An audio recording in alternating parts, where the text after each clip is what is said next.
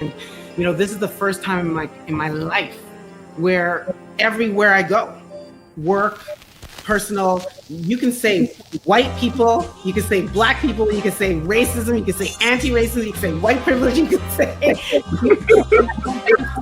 I don't actually have to code switch. I've been black my whole life. Literally, I have. I've been black my whole life. I promise you. It's not my job to be polite or to be nice or to make people comfortable. You know, at the end of the day, my job is continue to fight for equity for Black people. We cannot take off our Blackness, right? This does not wash off. So I have to walk around with this. But I have noticed as children and even as adults, we have to learn how to love ourselves. That every single human being, not just Black people, but every human being to understand their purpose. Do I feel prettier when my hair is straight and I still have to undo programming as to what my hair represents for me? But so I am the face of diversity in the spaces where I work. But our impact is massive, and that brings me tremendous pride. And say they got it easy, and they may not understand our struggle and our story. We may not understand theirs. So when people hear a woman, they think of a white woman. When they hear of a Black person, they think of a Black man. Us Black women are just, everyone knows we can do anything, we can handle anything. That creates a barrier that people don't feel like they're Black enough maybe, or they're not doing enough, that they feel like, oh, I can't work with her because I'm not the same level. Features are accentuated. You go get your butt shots and your lip injections. But if you want what comes with this skin, you have to also be willing to embrace me and what comes with this experience. And it is the funniest thing in the entire world to me when you'll have like a group full of Black folks like speaking AAVE, and then somebody else will walk in and we just instantly switch. It's like, well, hello, how are you? You know? There was trust. There was authority.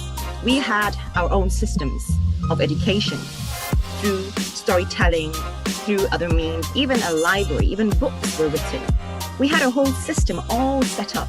Focusing on Black-owned businesses, and it does work.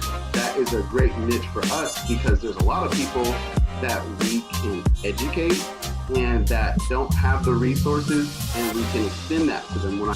If I say they can't get a job and I look like them, what do I expect someone who doesn't look like them to say?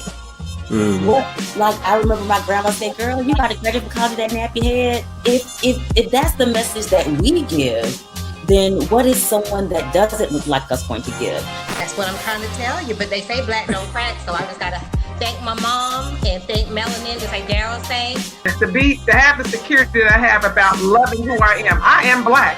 Look, when I walk in a room, you know I'm Black. My name is Kim. I am Black. And as we are asking people to check their privilege, we also have to check our judgment because of where they are at in the process of being woke. And so a lot of times I get this whole like, why can't you be more like MLK instead of Malcolm X? Like, we needed both of them. We still need both of them. And so I don't think it's about convincing people to fight the same way we fight. It's about knowing that it's not one or the other, it's one and the other. The biggest concern I think that I have, and I think we all share, is that this does not end with where, we don't want to be in vogue. We want to invoke change. But if y'all aren't spending your damn money with other Black businesses, and I'm not saying I do it all the time, but I'm intentional about doing it as much as I can. If you're not putting your money in Black banks, if you're not teaching your kids about how to spend money wisely and save money wisely. Part of being Black, the initial community that you have is community of family. And ain't nothing like a Black family.